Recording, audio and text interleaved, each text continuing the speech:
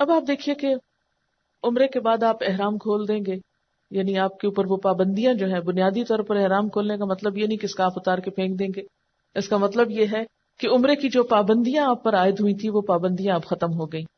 اب جب دوبارہ آپ کو حج کرنا ہے تو 8 تاریخ کو دوبارہ احرام پہنیں گے، اس کی بات بعد میں کریں گے. اب یہ ہے کہ ہو سکتا ہے آپ کے پاس 2 ہفتے ہوں وہاں پر مکہ میں ٹھہرنے کے.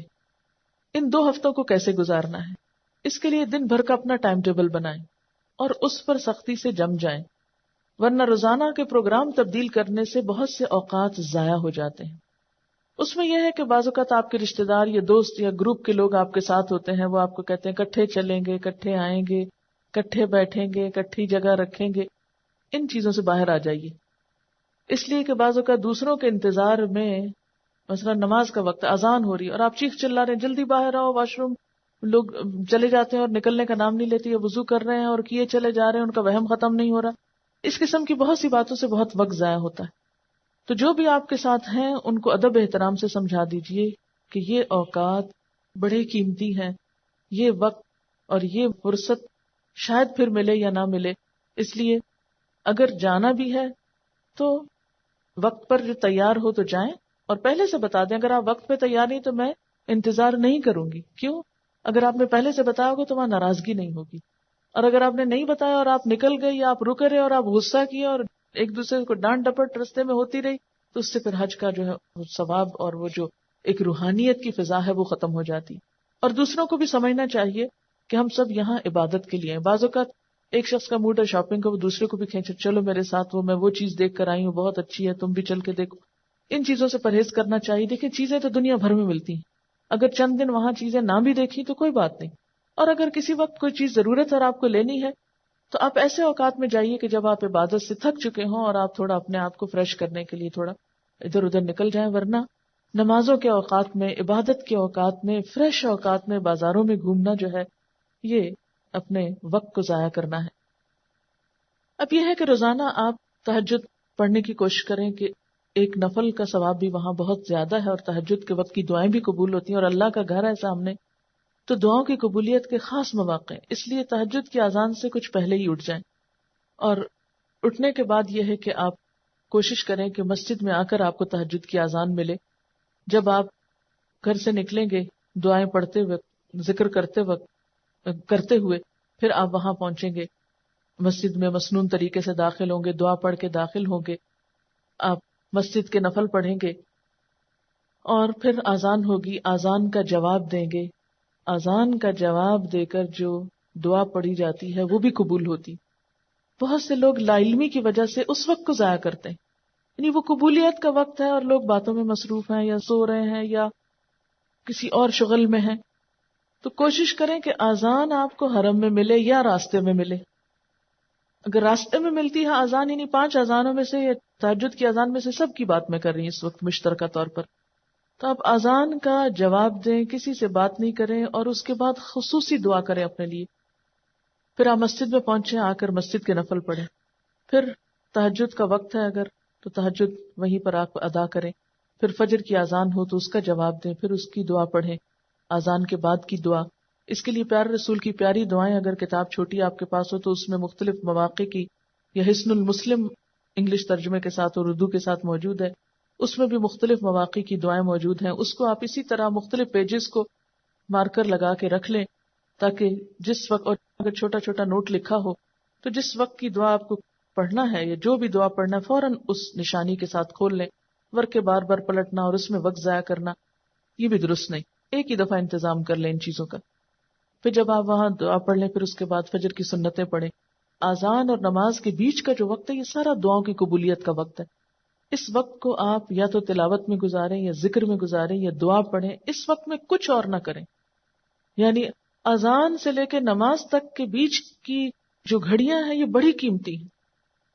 اس میں سوتے میں وقت گزار دینا، اچھا جب شروع ہوگی تکبیر ہوگی تو ہم پہنچ جائیں گے، یا بازار گھوم کے، یا بعض لوگ کیا کرتے ہیں حرم میں بیٹھے ہیں، اچھا بہن تم کہاں سے آئی ہو، فلاں جگہ سے، باتیں اور گفتگو اور اذانیں ہو رہی، تکبیریں ہو رہی، کچھ ہو رہا اور کہانیاں ختم نہیں ہو رہی. اور بعض خواتین تو مسلسل شاپنگ کی باتیں، اور شاپنگ کر کے بعض اوقات اندر لے آتے ہیں چھپا کے اور وہ دکھانے کی. یعنی وہاں جا کر بھی ہماری دنیا ختم نہیں ہوتی. اگر اتنی ہی دنیا سے محبت ہے کہ اللہ کے گھر میں بھی دنیا نہیں بھولتی تو پھر اور کہاں بھولے گی. اس سے پھر یہ ہوتا ہے کہ وہ حج کی جو روح ہے یا مقصد ہے یا جو فائدہ ہے وہ حاصل نہیں ہوتا.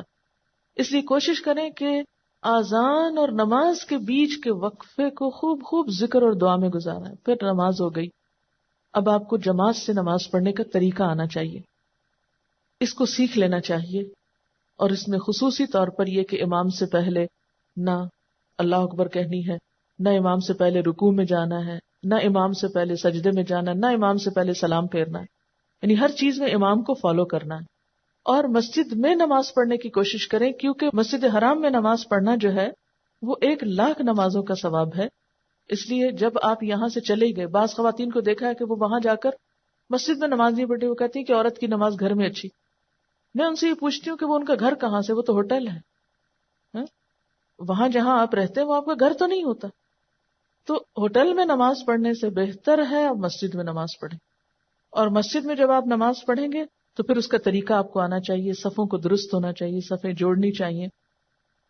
بعض اوقات خواتین کو صفیں نہیں بنانی آتی تو اس صورت میں مشکل پڑتی ہے، نماز کا لطف ختم ہوتا ہے. تو کوشش کریں کہ آپ جب جائیں تو ذرا وقت سے پہلے چلیں تو اگلی صفوں میں آپ کو جگہ مل جائے، جہاں عموماً لوگ پھر کم آگے سے کراس کرتے ہیں، یا اور سنجیدہ قسم کے لوگ بھی آگے جا کے بیٹھتے ہیں. جو بچوں والے یا عموماً اتنی دلچسپی نہیں ہوتی تو وہ سائیڈز پر تاکہ جلدی سے نکل جائیں. تو ایسی جگہوں پر پرہیز کریں بیٹھنے سے. یعنی اگر آپ آئے ہیں اندر تو کوشش کریں کہ ذرا آگے جا کر ایسی محفوظ جگہ پر بیٹھیں کسی پلر کے ساتھ کہ جہاں کم سے کم لوگوں کی آمد و رفت ہو، جہاں آپ یکسوئی کے ساتھ عبادت کر سکیں. پھر اسی طرح یہ ہے کہ نماز کے فوراً بعد مسجد سے نکلنے کی کوشش نہ کریں. خواتین کو ذرا رک کے نکلنا چاہیے، کیونکہ مردوں کے ہجوم ہوتے ہیں نکلتے ہوئے، اس وقت پہ بہت ٹکراؤ ہوتا ہے. حتیٰ کہ جوتا جب پہن رہے ہوتے ہیں تو پیچھے سے بھی دھکے پڑ رہے ہوتے ہیں. تو کوشش کریں نماز کے بعد آپ سنت پڑھیں، سنت کے بعد نفل پڑھیں، ایکسٹرا نفل پڑھیں، تلاوت کریں، ذکر کریں، دعائیں مانگیں. اور جب آپ دیکھیں کہ اب رش چھٹ گیا ہے پھر آپ اٹھیں اور مسجد سے باہر آئیں. اب اس کا یہ مطلب نہیں کہ دعاؤں اور نماز میں اتنا مشغول ہو کہ آپ کسی سے کوئی سلام دعائی نہ کریں. جب آپ نماز پڑھ چکے اپنے کام سے فارغ ہو جائیں تو پھر آپ دیکھیں دائیں بائیں کون بیٹھا ہے، سلام کریں، بات کریں اور حال چال پوچھیں. اپنے ملک کے لوگوں کے بھی، دوسرے ملکوں سے آئے ہوئے لوگوں کے بھی اپنے بارے میں بتائیں، ان کے بارے میں جانیں. کیونکہ حج کا مقصد کیا ہے؟ لوگوں کی باہم ملاقات بھی ہو، ایک دوسرے سے تعارف بھی ہو، ایک دوسرے سے کچھ سیکھا بھی جائے. اور اس میں آپ تھوڑی بہت دنیا کی بات بھی اگر آپ کر لیتے ہیں، کھانے کپڑے کی بھی ہلکی پھلکی، جب آپ نماز وغیرہ سے فارغ ہو کے ہر چیز سے بالکل، تو اس وقت میں کوئی حرج نہیں. لیکن نمازوں کے انتظار کے وقت میں نہیں، دعاؤں کی قبولیت کے وقت میں نہیں. پھر اسی طرح یہ ہے کہ اس وقت میں اپنے پاس چھوٹی چھوٹی کوئی ایسی چیز ہو جو دوسروں کو آپ دے سکیں، بانٹ سکیں. وہ اگر آپ جاتے وقت یہیں سے لے جائیں، مثلا دعاؤں کے کارڈ لے جائیں. کچھ مثلا شادی کارڈ گھروں میں وش کارڈز پڑے ہوتے ہیں فالتو بیکار، ان کے اوپر کاٹ کر کچھ اپنے ہاتھ سے دعائیں لکھ لیں. وہ آپ مختلف لوگوں کو، یا احادیث لکھی ہوئی ہوں وہ آپ وہاں پر دے سکتے ہیں. پھر اسی طرح یہ ہے کہ اگر آپ چاہتے ہیں کہ عبادت کے اوقات کی پابندی ہو تو پھر غذا کا خاص خیال رکھیں. بہت ہیوی قسم کی غذا نہ ہو کہ جس سے آپ کو نیند ہی آتی رہے. بعض لوگ غذاؤں کے اوقات کی پابندی نہیں کرتے، کبھی کسی وقت کھا لیا، کبھی کسی وقت کھا لیا. تو اس کا نقصان کیا ہوتا ہے کہ آپ کی جو رفع حاجت کی عادت ہے وہ بھی ڈسٹرب ہو جاتی ہے. تو اس میں اگر آپ چاہتے ہیں کہ وقت پر فارغ ہوں اور وقت پر آپ پاک ہوں، وقت پر صاف ہوں، تو پھر اس کے لیے ضروری ہے کہ کھانے کے جو اوقات ہیں ان کی بھی اسٹرکٹلی پابندی کریں. اور اس میں کھانا اس طرح کا نہ ہو کہ جس سے آپ کو معدے میں جلن شروع ہو جائے، یا آپ بار بار پانی پئیں، یا آپ کو سستی اور غنودگی ہو، یا یہ کہ آپ کا اسٹمک اپسٹ ہو جائے اور واش روم بار بار جانا پڑے. یہ تمام چیزیں جو ہیں وہاں جا کر بہت عبادت کے وقت کو ضائع کرتی ہیں. کھجور اور زمزم کا استعمال خاص طور پر کرتے رہیں. یہ دونوں چیزیں آپ کی صحت کے لیے بھی اچھی ہیں، اور زمزم کے بارے میں بھی آتا ہے کہ جس نیت سے پیا جائے وہ حاصل ہوتی. یعنی اگر آپ شفا کی نیت سے پی رہے ہیں یا غذا کی نیت سے پی رہے ہیں تو کوشش کریں کہ حرم میں ہوتے ہوئے دوسرا پانی نہ لے جائیں، وہی پانی بار بار پئیں. کھجور اگر اپنے بیگ میں بھی تھوڑی سی ساتھ رکھ، کسی وقت عبادت کے درمیان شوگر لیول لو ہوتا ہے تو ایک آدھ کھجور جو ہے وہ اگر آپ پولیتھین کے لاک ہونے والے بیگ کے اندر ڈال کے 3-4 رکھی بھی ہوں، ذرا زیادہ بھی رکھ لیں، بعض اوقات 7-8 بھی رکھ لیں. کیونکہ ہوتا ہی کہ جب آپ کھا رہے ہیں تو سامنے کو بچہ بیٹھا ہے، دائیں بائیں کو اور بیٹھا ہے، تو اس کو بھی تھوڑا سا آفر کر دیں. کیونکہ بہت آکورڈ لگتا ہے کہ آپ خود تو کھا پی رہے ہیں اور لوگ آپ کی شکل دیکھ رہے ہیں. اور میں اس وقت یہ حدیث یاد رکھتی ہوں کہ آگ سے بچو خواہ کھجور کا آدھا ٹکڑا ہی. تو سوچتی ہوں کہ یہ بالکل انجان لوگ ہیں جو مجھے نہیں جانتے کہ میں کون ہوں. اگر ان کو میں کچھ دوں گی تو یہ تو نہ مجھے ان سے شکریہ کی توقع ہوگی، نہ مجھے تعریف کی، نہ اس کے بعد یہ میرا احسان کبھی اتار سکیں گے. اس لیے ایسے لوگوں پہ احسان کرو کہ جن سے کوئی واپسی کی توقع نہ ہو. تو وہ ایک طرح سے بہترین صدقہ اور بہترین اجر ہوتا ہے. اچھی کھجوریں مل جاتی ہیں وہاں پر. اگر آپ یوں سمجھے کہ بعض اوقات صرف پیسے دینے کی بجائے کچھ کھجوریں ہی اپنے پاس رکھیں تو جو مانگنے والا نظر آئے اس کو بھی آپ کھجور بھی صدقے میں دے سکتے ہیں. پھر اسی طرح یہ ہے کہ وہاں پر برف کے پانی والے کولر بھی ہوتے ہیں اور دوسرے بھی ہوتے ہیں. کوشش کریں کہ بغیر برف والا پئیں. اگرچہ سب لوگوں کی اپنی اپنی عادت ہوتی ہے لیکن گلے کے خراب ہونے کے امکان کم ہوتے ہیں. اور یہ ہے کہ اس میں انسان کو ایک نیچرل چیز ملتی ہے. زمزم میں اگر برف ڈال دیں گے تو ظاہر ہے کہ ڈائلیوٹ ہو جائے گا کچھ، تو وہاں جا کر تو پیور زمزم پینے کی کوشش کریں. پھر اسی طرح یہ ہے کہ ساتھ ساتھ اپنا محاسبہ جاری رکھیں کہ کیا میں نے اپنے دن کا صحیح استعمال کیا ہے، کیا میری نماز میں خشوع و خضوع تھا، کیا میں نے صدقہ کیا کچھ، کیا میں نے ذکر اپنے پورے کیے.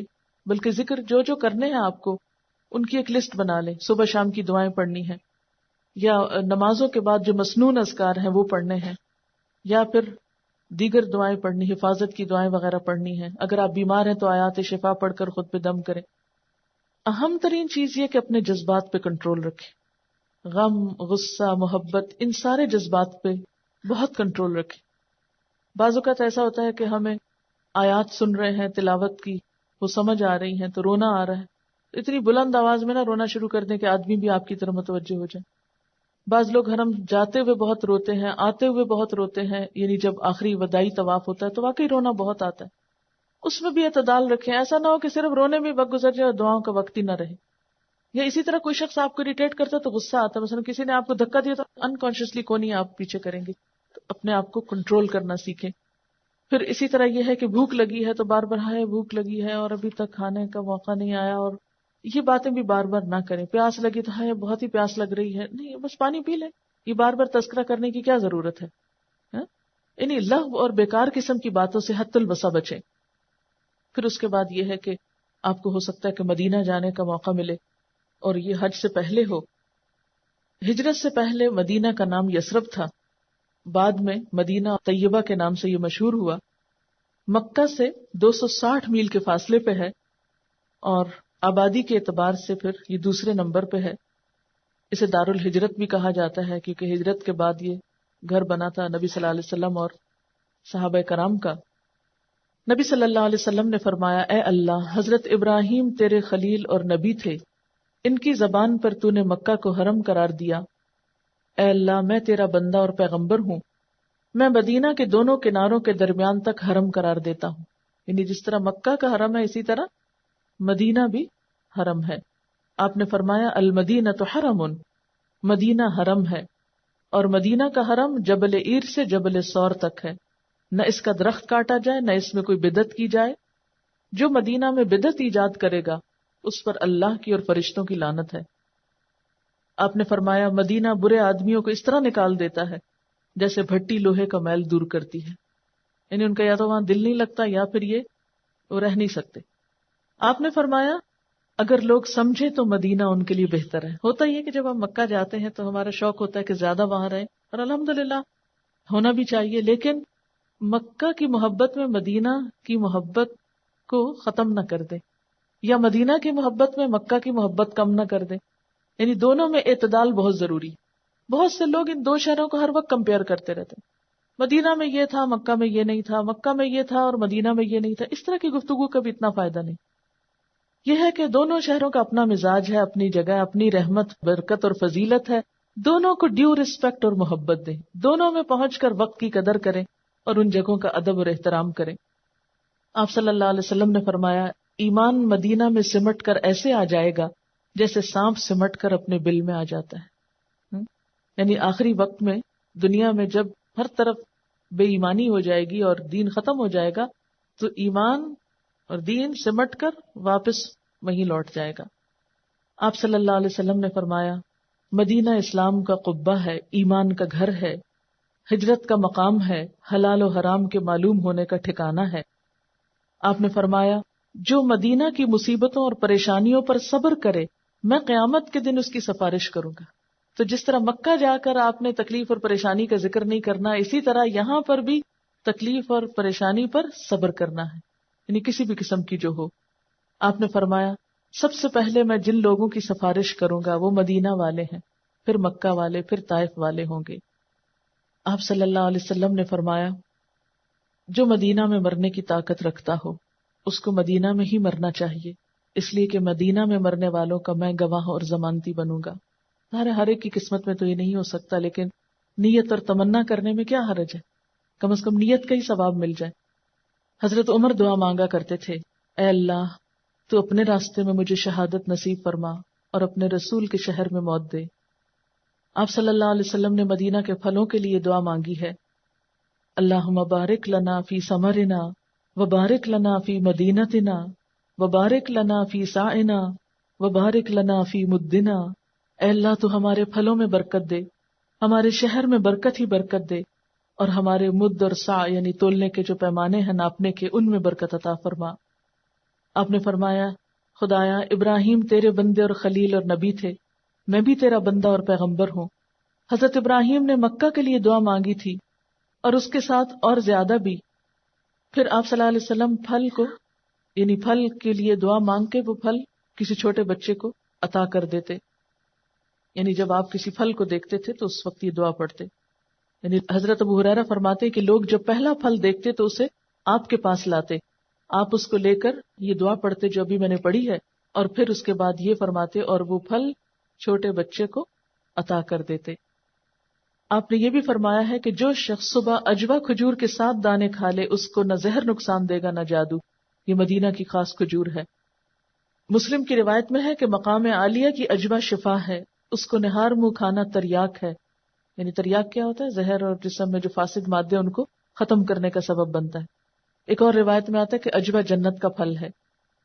اسی طرح مدینہ کا جو غبار ہے، غزوہ تبوک سے واپس آپ تشریف لا رہے تھے کہ لوگوں نے آپ کا استقبال کیا اور آپ سے آ کر ملے، جس کی وجہ سے گرد و غبار اڑا، تو آپ کے بعض ہمراہیوں نے اپنے منہ کو ڈھانپ لیا، کپڑا ڈال لیا۔ آپ نے فرمایا خدا کی قسم جس کے قبضے میں میری جان ہے، اس غبار میں ہر بیماری سے شفا ہے، یعنی کہ وہاں کی مٹی سے بھی محبت کرنی چاہیے کیونکہ اس میں اللہ کے رسول صلی اللہ علیہ وسلم ہیں۔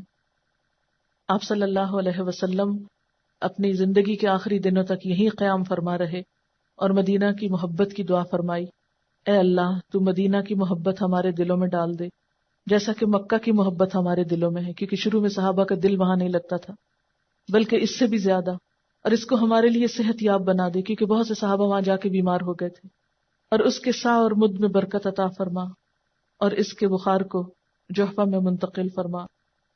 حضرت انس سے روایت ہے کہ حضور صلی اللہ علیہ وسلم جب سفر سے واپس تشریف لاتے تو مدینہ کی دیواروں کو دیکھتے تو مدینہ کی محبت میں سواری کو تیز کر لیا کرتے تھے۔ آپ دعا کرتے، اے اللہ تو مکہ سے دگنی مدینہ میں برکت عطا فرما، تاکہ لوگوں کو دل وہاں لگے اور لوگ وہاں پر جم جائیں، کیونکہ مکہ کی محبت تو ایک فطری چیز ہے، کیونکہ اللہ کا گھر ہے، وہاں پر سب کے دل اس کی طرف کھنچتے ہیں۔ حضرت ابراہیم علیہ السلام نے دعا کی تھی، لیکن مدینہ کے لیے پھر یہ تھا کہ ہجرت کا گھر تھا، ایک نئی جگہ تھی، تو آپ نے خاص دعائیں اس جگہ کے لیے کی ہیں۔ آپ نے فرمایا مدینہ کی گھاٹیوں پہ فرشتے مقرر ہیں، نہ اس میں طاعون آ سکتا ہے نہ دجال داخل ہو سکتا ہے۔ ایک اور روایت میں آتا ہے کہ مکہ اور مدینہ کے سوا اور کوئی شہر نہیں جہاں دجال نہ جائے۔ مدینہ کی تمام گھاٹیوں پہ فرشتے صف بستہ کھڑے ہیں اور اس کی حفاظت کرتے ہیں۔ اور مدینہ میں خصوصاً مسجد نبوی جو ہے اس میں نماز پڑھنا جو ہے بہت اجر و ثواب کا باعث ہے۔ آپ نے فرمایا میری اس مسجد میں ایک نماز دوسری مسجدوں کی 1000 نماز سے افضل ہے سوائے مسجد الحرام کے، کیونکہ وہاں 1,00,000 نمازوں کا ثواب ہے۔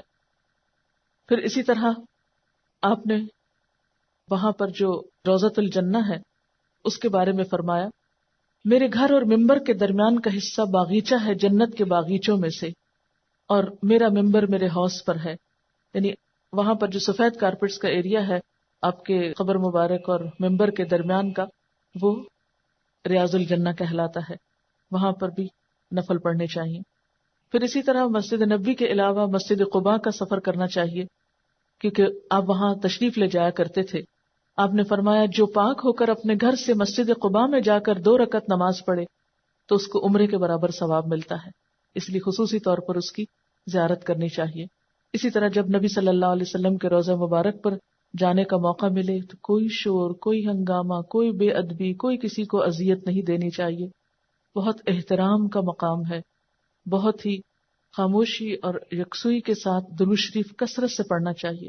بہت سے لوگ وہاں بیٹھ کر بھی گپ شپ میں، سلام دعا، میل ملاقاتوں میں یہ مل گیا، وہ آ گیا، اس کو بلا رہے ہیں، اس کو دھکیل رہے ہیں، یا دوسروں کو کراس کر کر کے آگے جا رہے ہیں. ان ساری چیزوں سے پرہیز کرنا چاہیے، اپنے قدم سمیٹ کے جانا چاہیے ڈرتے ہوئے اور ادب احترام کے ساتھ، کیونکہ وہاں جا کر اگر ادب احترام نہ رہا تو اعمال کی بربادی کا ڈر ہے. وہاں پر جا کر باقاعدہ درود شریف پڑھنا چاہیے، حضور صلی اللہ علیہ وسلم پر سلام بھیجنا چاہیے، پھر حضرت ابوبکر پر سلام بھیجنا چاہیے، پھر حضرت عمر رضی اللہ تعالیٰ عنہ پہ سلام بھیجنا چاہیے. جن ہستیوں کو اللہ تعالیٰ نے حضور صلی اللہ علیہ وسلم کے ساتھ ہمیشہ کے لیے رہنے کی سعادت دی، ان کو بھی اپنی دعاؤں اور درود میں اور سلام میں یاد رکھنا چاہیے. پھر اسی طرح مسجد نبوی سے کچھ فاصلے پر جنت البقیع ہے، جہاں ہزاروں صحابہ کرام کی اور نیک لوگوں کی قبریں ہیں، اور ان کے حق میں بھی حضور صلی اللہ علیہ وسلم نے دعا فرمائی تھی کہ اے اللہ تو بقیع الغرقد والوں کی مغفرت فرما دے، اور جو وہاں دفن ہو اس کی بھی خوش قسمتی کا کیا ٹھکانہ. تو اس جگہ پر جا کر بھی اگر گزرتے ہوئے، کیونکہ اندر تو جانے کی اجازت نہیں ہوتی لیکن اس کی چار دیواری سے پہچانا جاتا ہے، تو باہر سے گزرتے ہوئے خصوصی دعائیں جو قبرستان کے پاس سے گزرتے ہوئے کرنی چاہیے.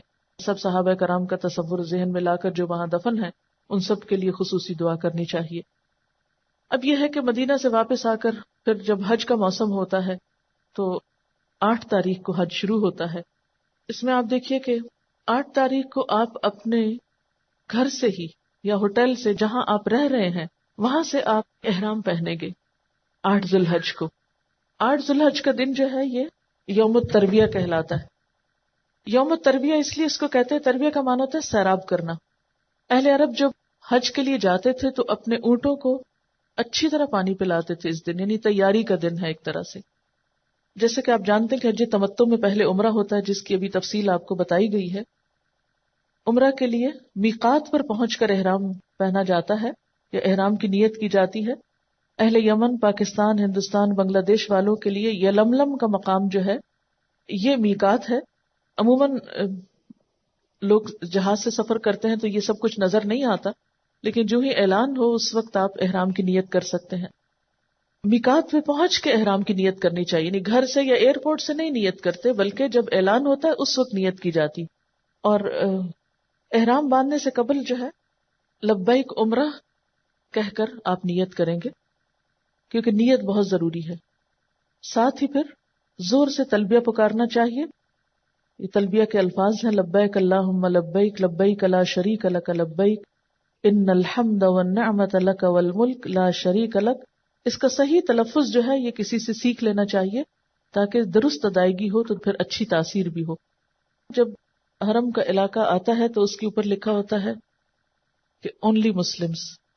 جب اس جگہ پہ میں پہنچتی ہوں تو میں بہت زیادہ شکر ادا کرتی ہوں اللہ کا، اور شکر سے آنسو آ جاتے ہیں کہ اللہ تعالیٰ شکر ہے کہ تو نے مسلمان پیدا کیا اور ہم اس جگہ پہ جانے کے قابل ہوئے، ورنہ ڈائیورژن آتی ہے کہ نان مسلمز کا راستہ یہ ہے. تو مجھے قیامت کا نقشہ نظر آ جاتا ہے، کیونکہ حج سارا قیامت کو بھی یاد کراتا ہے. آخری سفر یعنی دنیا میں سفر کرتے ہوئے انسان آخرت کو زیادہ بہتر طور پہ یاد کرتا ہے. جب مکہ پہنچ جاتے ہیں تو پھر آپ جب طواف کے لیے جاتے ہیں بیت اللہ شریف کا طواف شروع کرنے سے پہلے تلبیہ بند کر دینا چاہیے. یعنی یہ احرام کی نیت سے لے کر یہاں پہنچنے تک لبیک پکارتے رہیں گے. بہت سے لوگ بھولے رہتے ہیں، اس تلبیہ کو بھولنا نہیں چاہیے. جس حج میں جتنا زیادہ یا جس عمرے میں جتنا زیادہ تلبیہ ہوگا اتنا ہی زیادہ باعث برکت ہوگا. پھر طواف کی ابتدا جو ہے وہ حجر اسود سے ہوتی ہے، اس کو چوم کر. لیکن اگر چومنے کا موقع نہ ہو تو دور سے بھی آپ صرف ایک ہاتھ سے اشارہ کر سکتے ہیں، لیکن ضروری نہیں کہ آپ اس ہاتھ کو منہ کے ساتھ لگائیں یا وہاں پر رک جائیں اور بہت دیر کے لیے، کیونکہ بہت سے لوگ یہاں پر رک جاتے ہیں اور بھیڑ کر دیتے ہیں اور آگے نہیں چلتے. بعض لوگ اس پٹی کو نیچے نہیں دیکھتے اور اس سے پہلے ہی رکے کھڑے ہوتے ہیں یا کراس کر کے رکتے ہیں. تو وہ باقاعدہ نشان ہے حجر اسود کے نیچے زمین پر، ڈارک براؤن کلر کی پٹی ہے، اسے دیکھ کر وہاں بسم اللہ اللہ اکبر کہہ کے آگے چلے جانا چاہیے. یہاں کوئی بہت لمبی چوڑی دعا نہیں ہے، کیونکہ کچھ لوگ وہاں پر لمبی لمبی دعائیں پڑھنی شروع کر دیتے ہیں، رش کر دیتے ہیں، جس سے دوسروں کو بہت اذیت اور دکم پیل ہوتی ہے. اس سے بچنا چاہیے. یعنی ہاتھ بھی لگایا جا سکتا ہے اس کو، یا دور سے صرف دائیں ہاتھ کا اشارہ کافی ہے اور اپنا طواف شروع کر دینا چاہیے. طواف شروع کرنے سے پہلے چادر کا ایک حصہ دائیں کندھے کے نیچے سے نکال کر بائیں کندھے پہ ڈال لینا چاہیے، یعنی حالت استباح اختیار کرنا چاہیے، اور یہ مردوں کے لیے ہے.